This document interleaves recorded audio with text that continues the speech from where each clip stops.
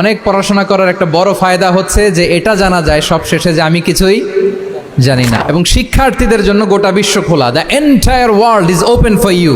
তোমরা বিশ্ব জয় করতে পারো। তোমরা ঢাকা বিশ্ববিদ্যালয়ে যাবে, ঢাকা বিশ্ববিদ্যালয়ে যে আমাদের কোরআনের আলো ছড়িয়ে দেওয়ার দরকার আছে না নাই বলো? তোমরা চট্টগ্রাম বিশ্ববিদ্যালয়ে যাবে, তোমরা অক্সফোর্ডে যাবে, তোমরা এমআইটিতে যাবে, তোমরা হার্ভার্ডে যাবে। তুমি জানোই না যে আল্লাহ তাআলা তোমাকে দিয়ে কোন খেদমত নিতে পারে।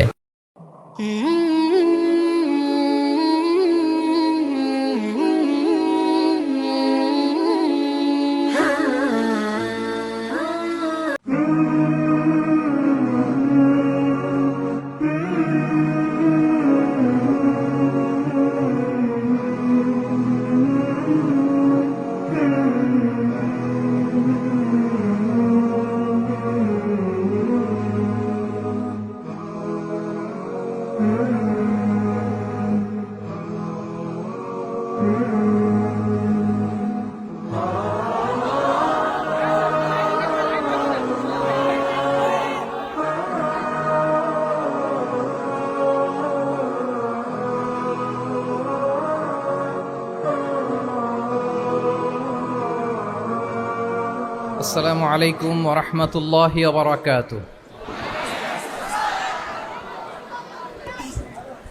নাহমাদুহু ওয়া নুসাল্লি আলা রাসূলিহিল কারীম। আম্মা বা'দু ফাআউযু বিল্লাহি মিনাশ শাইতানির রাজীম। বিসমিল্লাহির রাহমানির রহিম। আফালা ইয়াতাদাব্বারুনাল কুরআন আম আলা কুলুবিন আকফালুহা। সাদাকাল্লাহুল আযীম। রাব্বি ইশরাহ লি সাদরি ওয়া ইয়াসসির লি আমরি ওয়াহলুল উকদাতাম মিন লিসানি ইয়াফকাহু কওলি। তানজিমুল উম্মাহ ফাউন্ডেশন কর্তৃক আয়োজিত 13তম হিফজুল কোরআন অ্যাওয়ার্ডের আজকের এ চমৎকার আয়োজনে, এ চমৎকার অনুষ্ঠানে আপনারা যারা উপস্থিত হয়েছেন আপনাদের সবাইকে জানাচ্ছি আন্তরিক শুভেচ্ছা এবং মোবারকবাদ। আহলান ওয়া সাহলান ওয়া মারহাবান বিকুম ফি হাযাল লিকা আত-তাইয়্যিব আল মুবারাক। আমি শুরুতেই আল্লাহ রাব্বুল ইজ্জা ওয়াল জালালের দরবারে শুকরিয়া জ্ঞাপন করছি, যিনি আমাদেরকে এরকম চমৎকার একটি বরকতময় প্রোগ্রামে একত্রিত করেছেন। আমরা সবাই পড়ছি কালিমাতুশ শুকর আলহামদুলিল্লাহ। আল্লাহ তাআলার দরবারে শুকরিয়া জ্ঞাপনের পাশাপাশি আমি আজকের প্রোগ্রামের যারা অর্গানাইজার, আয়োজক, তাদেরকে অন্তরের অন্তঃস্থল থেকে শুকরিয়া জানাতে চাই। এরকম চমৎকার প্রোগ্রামে আমাকে ইনভাইট করবার জন্য আমি অত্যন্ত সম্মানিত বোধ করছি। এরকম চমৎকার একটি কোরআনের প্রোগ্রামে অংশগ্রহণ করার সুযোগ পেয়ে আজকের প্রোগ্রামে উপস্থিত আছেন তানজিমুল উম্মাহ ফাউন্ডেশনের সম্মানিত পরিচালনা পর্ষদ, উপস্থিত আছেন তানজিমুল উম্মাহ ফাউন্ডেশনের সম্মানিত শিক্ষকবৃন্দ, শুভাকাঙ্ক্ষীবৃন্দ, অভিভাবক মণ্ডলী এবং হেফজ কমপ্লিট করা শিক্ষার্থী বন্ধুরা, সাংবাদিক বন্ধুরা, ভলান্টিয়ার্স, আমি সবাইকে আবারও অন্তরের অন্তঃস্থল থেকে শুভেচ্ছা জানিয়ে শুরু করছি। শুরুতে আমি আজকের প্রোগ্রামের যারা মধ্যমণি, যারা হুফাজুল কোরআন, যারা অ্যাওয়ার্ড রিসিভ করেছে তাদেরকে আমি অফিসিয়ালি কংগ্রেচুলেট করতে চাই, অভিনন্দন জানাতে চাই যে তোমরা অনেক বড় একটি অর্জন ইতিমধ্যে সম্পন্ন করেছো, আলহামদুলিল্লাহ। এটা একটা হিউজ মাইলস্টোন। এটা যে কত বড় একটা নেয়মা বা সৌভাগ্য এটা কল্পনা করা যায় না। যে কোরআনকে বলা হয় এটা বিয়ন্ডলেস, বাউন্ডলেস, বটমলেস, মহাবিশ্বের মহাবিশ্বয় মহাগ্রন্থ আল কোরআন আল কারিমকে তোমরা তোমাদের সিনায় ধারণ করেছো। এটা অনেক বড় সৌভাগ্যের একটা ব্যাপার। আল্লাহ তাআলা ইরশাদ করছেন, ইন্না নাহনু নাজ্জালনা যিকরা ওয়া ইন্না লাহু লাহাফিযুন। নিশ্চয় আমি এই কোরআনকে নাজিল করেছি এবং এই কোরআন আল কারীমকে সংরক্ষণের দায়িত্ব আমি নিজেই নিয়েছি। কোরআন আল কারীমকে পৃথিবীতে প্রিজার্ভ করা বা সংরক্ষণ করা এটা আল্লাহ তাআলা তোমাদের মাধ্যমে করেছে। আলহামদুলিল্লাহ সুম্মা আলহামদুলিল্লাহ। এটা অনেক বড় সৌভাগ্যের ব্যাপার এবং সবার নসিবে এটা থাকে না। যাদেরকে আল্লাহ তাআলা পছন্দ করেন, যারা চুজেন পার্সোনালিটি টু আল্লাহ সুবহানাহু ওয়া তাআলা, শুধুমাত্র কেবলমাত্র একমাত্র তাদেরকেই আল্লাহ তাআলা এই সৌভাগ্য দান করেন। তো এই যে মাইল ফলক তোমরা স্পর্শ করেছো, এটা তোমাদের জীবনের অনেক বড় একটা অর্জন এবং নানা ধরনের খুশ নসিব তোমাদের ব্যাপারে ঘোষিত হয়েছে হাদিসে। আল মাহিরু বিল কোরআন মা আসসাফারাতিল কিরামিল বারারা ইকরা ওয়ারতাকি ওয়ারাত্তিল কামা কুনতা তুরাত্তিলু ফিদ দুনিয়া ফাইন্না মানজিলাতাকা ফি আখিরি আয়াতিন তাকরাউহা। আজকের এই অ্যাওয়ার্ড গিভিং সেরিমনিতে এসে তোমাদের কত ভাল লাগছে। সবার চেয়ে তোমরা আলাদা, স্পেশাল পোশাক তোমাদের জন্য ক্রেস্ট দেয়া হয়েছে, সামনে এসে ফটো সেশনে অংশগ্রহণ করছো। এর চেয়েও অনেক বড় একটা কনফারেন্সে এর চেয়ে অনেক বড় একটা কনভেনশন হলে, এর চেয়ে অনেক বড় আয়োজন করে সেদিন তোমাদেরকে বলা হবে ইকরা ওয়ারতাকি ওয়ারাত্তিল কামা কুনতা তুরাত্তিলু ফিদ দুনিয়া। পড়ো, ধীরস্থির ভাবে পড়ো, যেমনি দুনিয়াতে পড়তে তার তিলের সাথে। ঠিক যতটুকু পড়বে ততটুকু করবা, আল্লাহর সান্নিধ্য তোমরা পাবে। যতটুকু পড়বে ঠিক ততটুকু জান্নাতে তোমাদের ভবনগুলো উঁচু হতে থাকবে। আল্লাহু আকবার। এখন তোমাদের কেমন ফিল হচ্ছে? এই দুনিয়াতেই যদি এত চমৎকার অ্যাওয়ার্ড গিভিং সেরিমনিতে তোমাদেরকে সম্মান দেওয়া হয়, সেদিনের সেই প্রোগ্রামে যদি তোমরা অংশগ্রহণ করতে পারো, কেমন লাগবে তোমাদের বলো? ভাল লাগবে সেদিন? আমরা সেদিনের সেই মাহেন্দ্র ক্ষণে যেন আমরা রিওয়ার্ডেড হতে পারি, পুরস্কৃত হতে পারি, সেই প্রত্যাশা আমরা আল্লাহর কাছে রাখছি। আমরা সবাই পড়ছি আল্লাহুম্মা আমিন। তো এই যে বিশাল এক কর্মযজ্ঞ তোমরা শেষ করেছো, আল্লাহর কালামকে তোমরা হেফজ করেছো, এখানেই শেষ নয়। This is just beginning. এটা কেবল শুরু। এটা কেবল কি? এটা কেবল শুরু। এই যে মাইল ফলক তোমরা স্পর্শ করেছো, এরপরে অনেক দূর তোমাদেরকে যেতে হবে। মাইলস টু গো, অনেক দূর যেতে হবে। এখন যেটা তোমাদের করতে হবে, কনসিস্টেন্ট রিভিশনে থাকতে হবে, মোরাজা করতে হবে এই কোরআনকে। এই কোরআনকে হেফজ করে ফেলা এটা সহজ, কিন্তু এটাকে টিকিয়ে রাখা বড্ড কঠিন। আমরা অনেক হাফেজে কোরআনদের সাথে পরিচয় হয়, তারা বলে যে শেখ হেফজ করেছিলাম কিন্তু এখন মনে নাই, ভুলে যায়। তো হেফজ করে ফেলাটা সহজ, কিন্তু এটা সিনায় রাখা মরণ অবধি, যতদিন দুনিয়াতে বেঁচে থাকি ঠিক ততদিন এই কোরআনকে প্রিজার্ভ করা, সিনাতে রাখা, এটা বড্ড কঠিন, অনেক বড় চ্যালেঞ্জ এটা তোমাদের জন্য। সো এই continuous revision of the holy Quran, এটা তোমাদের লাগবে। আল মুদাওয়ামাতু আলা কিরাআতিল কোরআন, প্রতিদিন ডেইলি বেসিসে এটা তোমাদের ডেইলি ওজিফা করে নিতে হবে। আমি সম্মানিত অভিভাবকবৃন্দ যারা আছেন তাদেরকেও বলবো যে এটা একটা টিম ওয়ার্ক, আপনাকেও হেল্প করতে হবে। এখানে আপনার বাচ্চা কোরআন তেলাওয়াত করবে, আপনাকে শোনাবে, আপনি তাদেরকে শোনাবেন। এই টিম ওয়ার্কের মধ্য দিয়ে এই কোরআন প্রিজার্ভ হবে, এটা থাকবে। এটা বড্ড জটিল। কোরআন হেফজ করা সহজ, কিন্তু এটাকে ধরে রাখা খুবই কঠিন। সো তোমাদের জন্য first and foremost reminder tonight, প্রথম রিমাইন্ডার হচ্ছে যে রেগুলার বেসিসে এই কোরআনকে মোরাজা করতে হবে, তা না হলে এই কোরআন থাকবে না। এবং আল্লাহ রাসূল সাল্লাল্লাহু আলাইহি ওয়া আলিহি ওয়াসাল্লাম তিনি ওসিয়ত করেছেন, তিনি বলেছেন তাআহাদুল কোরআন ফা ইন্নাহু আশাদ্দু তাফাল্লুচান মিনাল ইবিলি ফি উকুলিহা। তোমরা কোরআনকে ডেইলি রিভাইজ করো। যারা তোমরা হেফজ কমপ্লিট করেছো, হাফাজাতুল কোরআন, তোমাদেরকে উদ্দেশ্য করে আল্লাহ রাসূল সাল্লাল্লাহু আলাইহি ওয়া আলিহি ওয়াসাল্লাম বলেন যে তাআহাদুল কোরআন, তোমরা ডেইলি বেসিসে কোরআনকে কি করো? রিভাইজ করো, রিভিশন দাও, মোরাজা করো, এটাকে সম্মান করো। ফা ইন্নাহু আশাদ্দু তাফাল্লুচান মিনাল ইবিলি ফি উকুলিহা।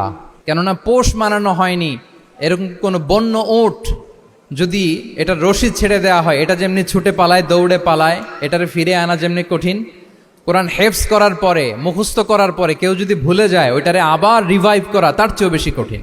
তো এই জন্য ডেইলি বেসিসে রিভাইজ করতে হবে। এবং আল্লাহ রাসূল সাল্লাল্লাহু আলাইহি ওয়া আলিহি ওয়াসাল্লাম তিনিও যাতে ভুলে না যান, বারবার কোরআন পড়তেন, বারবার রিভাইজ করতেন। রাসূল সাল্লাল্লাহু আলাইহি ওয়াসাল্লামের কষ্ট হয়ে যেত, ফলে আল্লাহ তাআলা বলেছেন লা তুহাররিক বিহি লিসানাকা লিতা'জালা বিহি ইন্না আলাইনা জামাআহু ওয়া কুরআনা ফাইদা ক্বরানাহু ফাত্তাবি' কুরআনা। নবী, আপনি তাড়াহুড়ো করে, এত কষ্ট, এত প্রেশার আপনার উপর নেওয়ার দরকার নেই, আমি আপনাকে পড়িয়ে দেব। জিবরিল যখন পড়ে শুধু ফলো করেন, সেটা একবার পড়ে নিন, মুখস্থ আমি আল্লাহ করে দেব।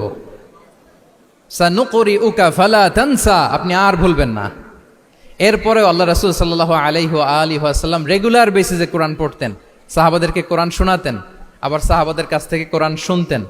সো এই কোরআনকে যদি তোমরা তোমাদের সিনায় আজীবনের জন্য রেখে দিতে চাও সযত্নে, তোমাদেরকে রিভিশন দিতে হবে। এখন খুব বেশি বেশি revise and revise, revise after revise তোমাকে দিতে হবে। এবং সারা বছর কোরআনের যতটুকু নাজিল হতো, আল্লাহ রাসূল সাল্লাল্লাহু আলাইহি ওয়া আলিহি ওয়াসাল্লাম রমাদান আল মুবারাকে জিবরিল আলাইহিস সালামের সাথে রিভিশন করতেন।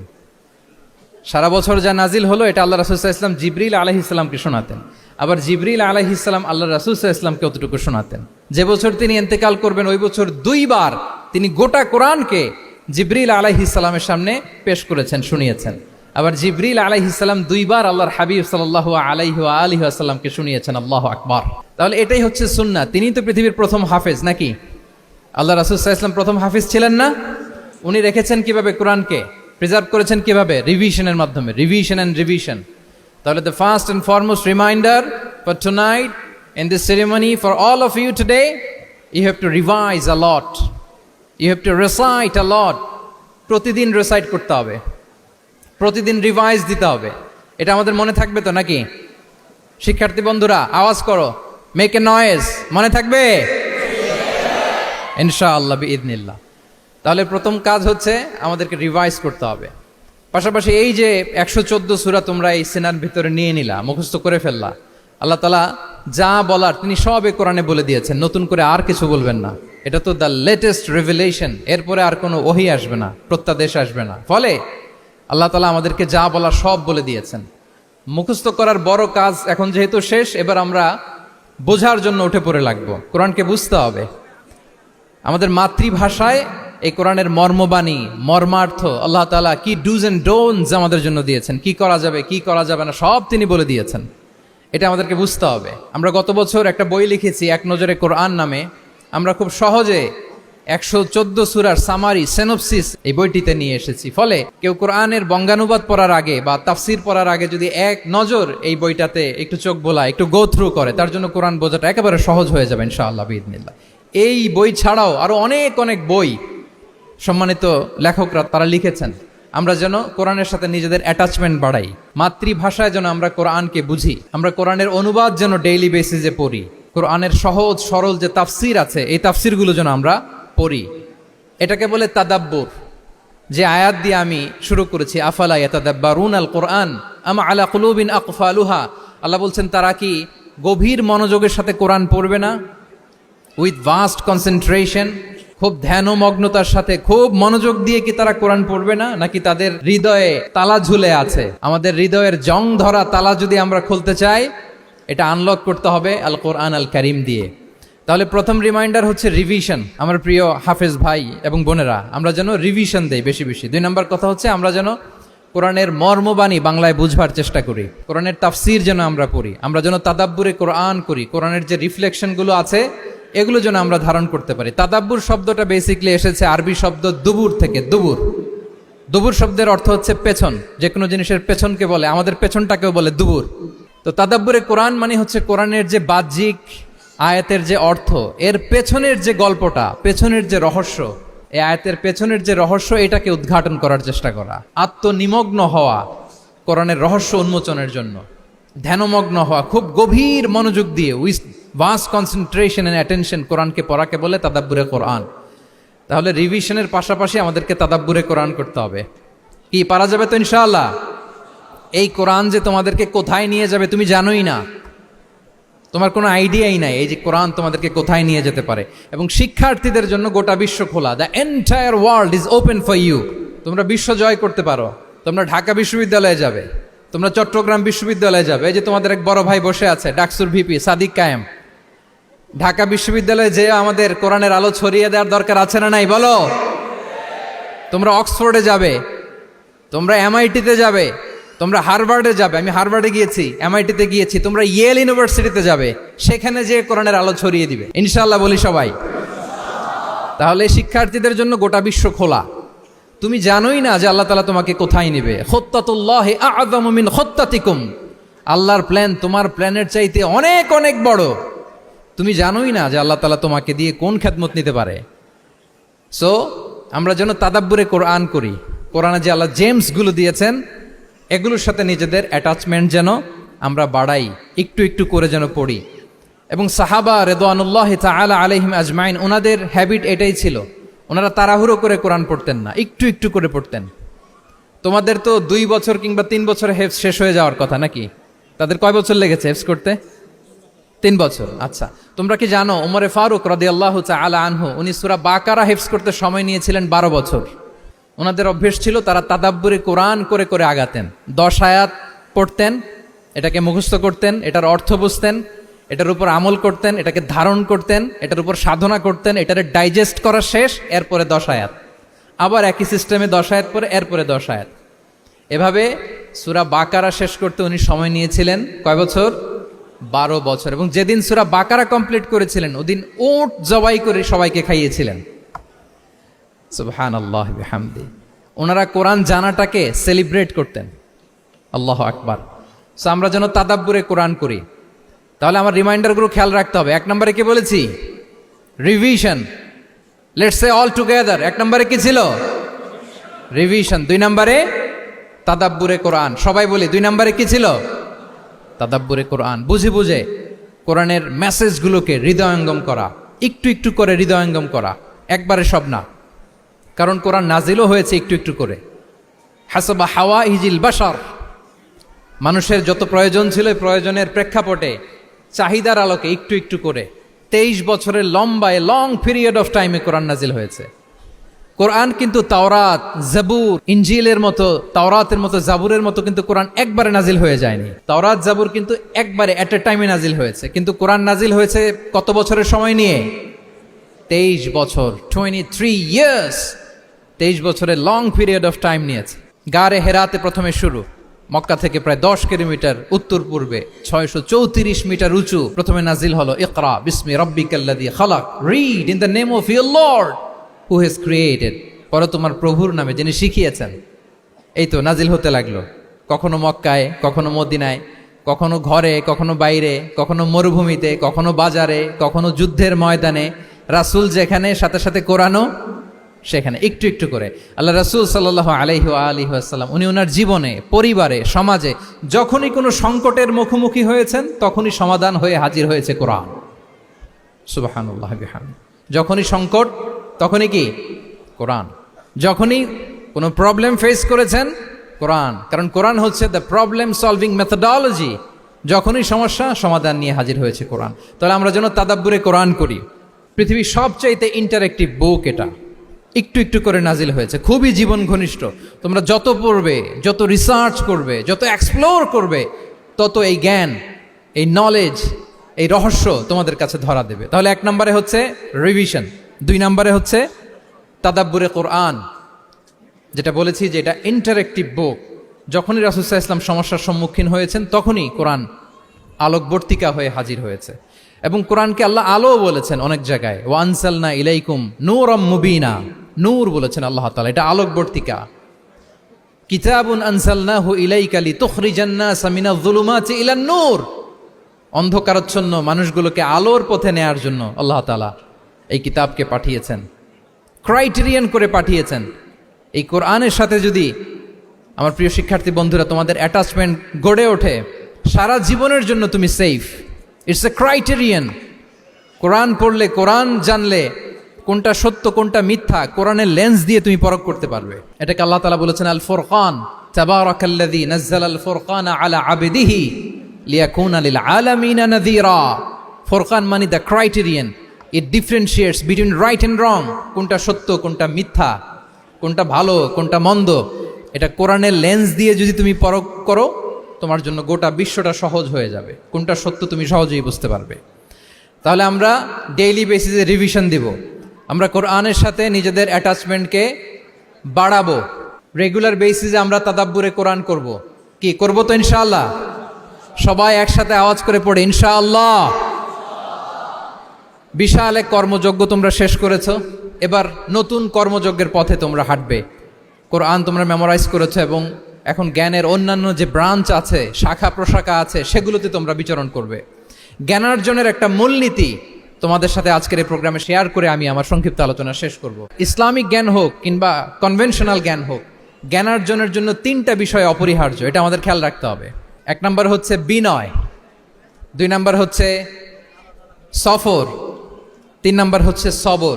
এবার আমি জিজ্ঞেস করি, তোমাদের মুখ থেকে আমি শুনতে চাই, বলো জ্ঞানার্জনের জন্য অপরিহার্য বিষয় কয়টা? 1 নম্বরে বিনয়, 2 নম্বরে সফর, 3 নম্বরে সবর। এই 3টাই লাগবে। বিনয়ী হইতে হবে, ডাউন টু আর্থ হইতে হবে। বিনয়ী না হলে, মুতাওয়াদি না হলে আল্লাহ তাআলা এলেমের নূর দিয়ে ওই ব্যক্তিকে ধন্য করেন না। বিনয়ী হইতে হবে। বলা যাবে না যে আমি সব শিখে ফেলছি, আমি সব জানি, আসলে কিছুই জানি না, আসলে কিছুই জানি না। অনেক পড়াশোনা করার একটা বড় সুবিধা হচ্ছে আমি যে কিছুই জানি না এটা জানা যায়। যারা অনেক পড়াশোনা করে, গভীর জ্ঞান অর্জন করে, অনেক পড়াশোনা করার একটা বড় ফায়দা হচ্ছে যে এটা জানা যায় সব শেষে যে আমি কিছুই জানি না। আবুন নাওয়াস একটা চমৎকার কবিতা লিখেছেন, উনি বলেছেন ফাকুল লিমান ইয়াদঈ ফিল ইলমি ফালসাফাতান হাফিজতা শাইআন ওয়া গাবাত আনকা আশিয়াউ।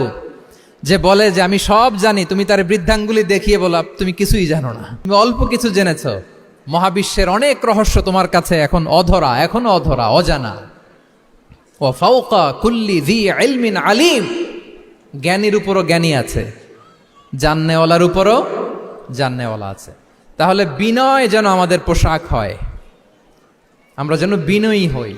আমরা যার কাছ থেকে নলেজ নিব, এলম নিব, তার কাছে বিনয়ী হইতে হবে। যেই পাত্রে পানি ঢালবো এটা থাকবে নিচে, আর যেই গ্লাস থেকে ঢালা হবে ওইটা থাকে উপরে।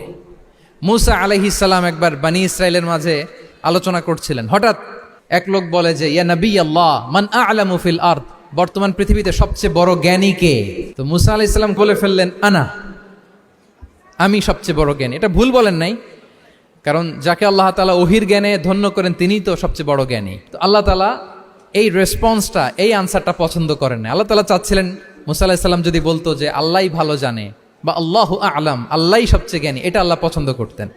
তো উনি যখন বলে ফেলছেন আল্লাহ বলে না মুসা, তুমি যে বলে ফেললে আমি সবচেয়ে বড় জ্ঞানী, তুমি তো সবচেয়ে বড় জ্ঞানী নও, তোমার চেয়ে বড় জ্ঞানী আছে। শুনে তো মুসা আলাইহিস সালাম অবাক, কি আমার চেয়ে বড় জ্ঞানী কোথায়? আল্লাহ বললেন ইযহাব ইলা মাজমাইল বাহরাইন, দুই সাগরের মিলনস্থলে যাও, ওখানে আমার এক বান্দা আছে ইসমুহু খাদির। ওই খাদির, যারে আমরা বাংলায় খিজির বলি আর কি, এই খিজির তোমার চেয়েও জ্ঞানী। আল্লাহু আকবার। আপনারা সূরা কাহাফের তাফসীর পড়লে জানতে পারবেন। গেলেন, নৌকার মধ্যে বসা, হঠাৎ একটা চড়ুই পাখি এসে সাগরের পানি খাচ্ছে। অনেক, to make the long story short, বড় স্টোরিকে আমি ছোট করে বলছি। দুইজন নৌকায় বসা, একটা চড়ুই পাখি এসে সাগরের পানি খায়। তো খিজির আলাইহিস সালাম বললেন মুসা, চড়ুই পাখিটা দেখতে পাচ্ছ? মুসা আলাইহিস সালাম বললেন হ্যাঁ দেখতে পাচ্ছি। চড়ুই পাখি যে পানি খেলো এইমাত্র, এটা দেখেছো? হ্যাঁ দেখেছি। পানি খাওয়ার কারণে চড়ুই পাখির চঞ্চুতে, মানে ঠোঁটে যে একটু সাগরের ছিটে ফোটা পানি লেগেছে, দেখেছো? মুসা আলাইহিস সালাম বললেন হ্যাঁ দেখেছি। তো খিজির আলাইহিস সালাম বললেন এই যে সাগর থেকে, মহাসাগর থেকে পানি খাওয়ার কারণে চড়ুই পাখির ঠোঁটে সামান্য সাগরের ছিটে ফোটা পানি যতটুকু ঠোঁটে লেগে আছে, এটা হচ্ছে তোমার, আমার আর মহাবিশ্বে আমরা যারা আছি সবার জ্ঞান। আর এই পড়ে থাকা মহাসাগরের পানি হচ্ছে আল্লাহর জ্ঞান। চড়ুই পাখির ঠোঁটে লাগা পানি তোমার, আমার আর পৃথিবীর সবার, আমাদের যে জ্ঞান আল্লাহ দিয়েছেন এটা। আর মহাসাগরের পানিগুলো কার জ্ঞান? ওয়ামা উতীতুম মিনাল ইলমি ইল্লা কালিলা। আল্লাহ বলেন একেবারে একেবারে ভেরি লিটল, যত সামান্য জ্ঞান দিয়ে আমি তোমাদেরকে দুনিয়ায় পাঠিয়েছি। এজন্য আমি সব জানি, এটা আজকে থেকে আমরা আর বলবো? আমার শিক্ষার্থী বন্ধুরা নয়েজ করো, বলো আমরা বলবো আল্লাহু আ'লাম। আল্লাহ ভালো জানেন। সাহাবাদের এই বৈশিষ্ট্য ছিল, ওনারাও বলতেন আল্লাহু ওয়া রাসূলুহু আ'লাম, আল্লাহ এবং আল্লাহ রাসূল ভালো জানেন।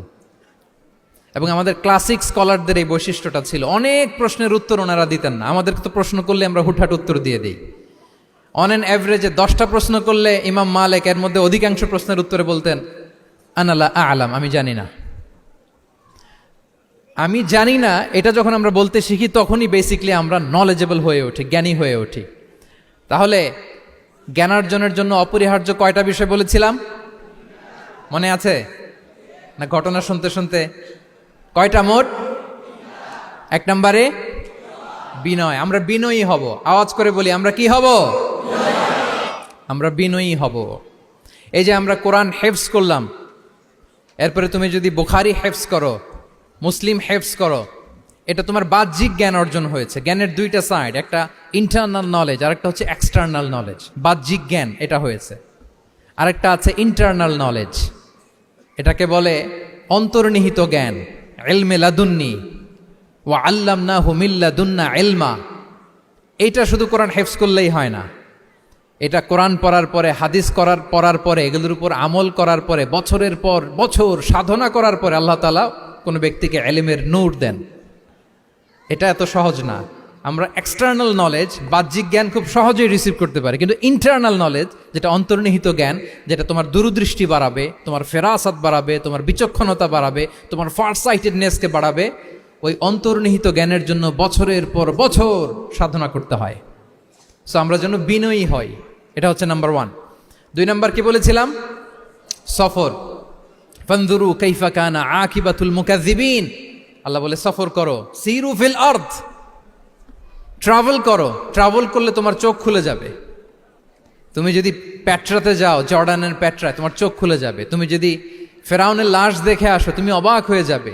তুমি যদি জর্ডানের ডেড সি ঘুরে আসো, তুমি অবাক হয়ে যাবে। 1000টা বই পড়ে তুমি ওই জ্ঞান অর্জন করতে পারবে না, যেই জ্ঞান তুমি ট্রাভেলিং করে অর্জন করতে পারবে। তাহলে ভ্রমণ করতে হবে। আর 3 নম্বরে কি বলেছিলাম? সবর, মানে হার্ড ওয়ার্কিং হইতে হবে। পরিশ্রমের কোনো বিকল্প নাই। There is no alternative to be hard working. কোনো বিকল্প নেই, হার্ড ওয়ার্ক তোমাকে করতেই হবে, এটাই সবর। এই 3টা প্রশিক্ষণই আল্লাহ তাআলা মুসা আলাইহিসসালামকে দিয়েছিলেন। লম্বা ঘটনা, তিনি খিজির আলাইহিসসালামের সাথে সফরও করেছেন, ওনার কাছে যে বিনয়ী হয়েছেন।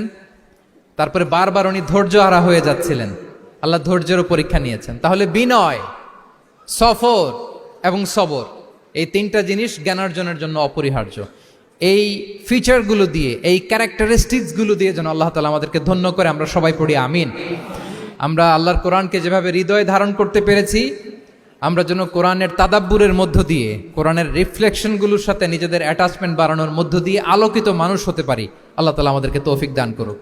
আমি আবারও তানজিমুল উম্মাহ ফাউন্ডেশনকে অন্তরের অন্তঃস্থল থেকে শুভেচ্ছা জানিয়ে এবং তোমাদের যে এই চমৎকার সাফল্য, এই সাফল্যর ধারাবাহিকতা কামনা করে তোমাদের জন্য প্রাণ ঢালা অফুরান দোয়া এবং ভালোবাসা রেখে আমার সংক্ষিপ্ত আলোচনা এখানেই শেষ করছি। আল্লাহ তাআলা আমাদের সবাইকে কথাগুলো বোঝার ও আমল করার তৌফিক দান করুক। হাদা মা ইনদি ওয়াল ইলমু ইনদাল্লাহি আলাইহি তাওয়াক্কালতু ওয়া ইলাইহি উনীব। আসসালামু আলাইকুম ওয়া রাহমাতুল্লাহি ওয়া বারাকাতুহু।